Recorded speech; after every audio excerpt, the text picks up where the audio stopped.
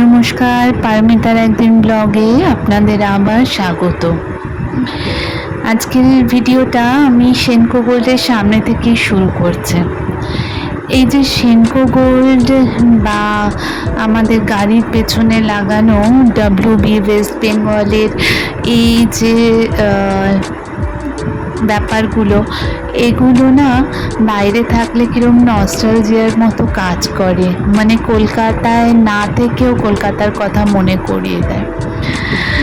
তো যাই হোক, আমি নিচে নেমে এসেছি, সুজন এখনো নামেনি। আমি ভাবলাম যে আপনাদেরকে নিচে নেমে কিছু দেখাই।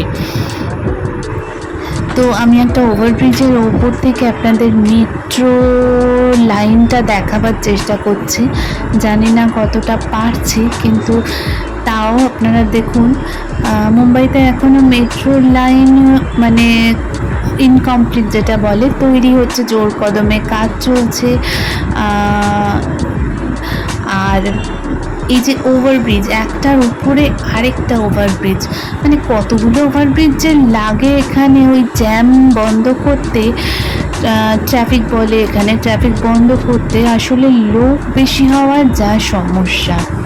তো যাই হোক, যেটা বলছিলাম, সুজন গেছে গাড়ি আনতে। এখানে পার্কিং আগেই বলেছিলাম অত্যন্ত সমস্যা একটা।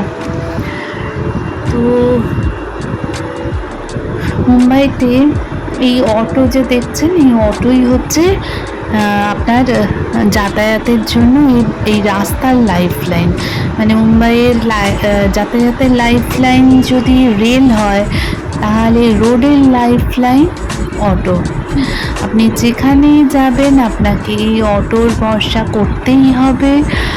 আর অটো মানে আপনার বাড়ির নিচেই দাঁড়িয়ে থাকে, এবং সত্যি কথা বলতে কি সুবিধাই হয়। মিটারে যায়, আর যেখানে বলবেন সেখানে যায়।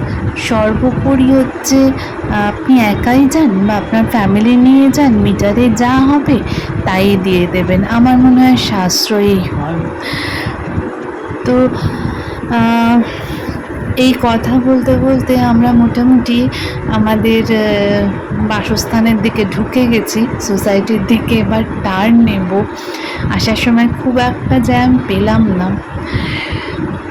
তো বাকি কথা আবার কালকে হবে। আপনারা ভালো থাকবেন, সুস্থ থাকবেন। নমস্কার।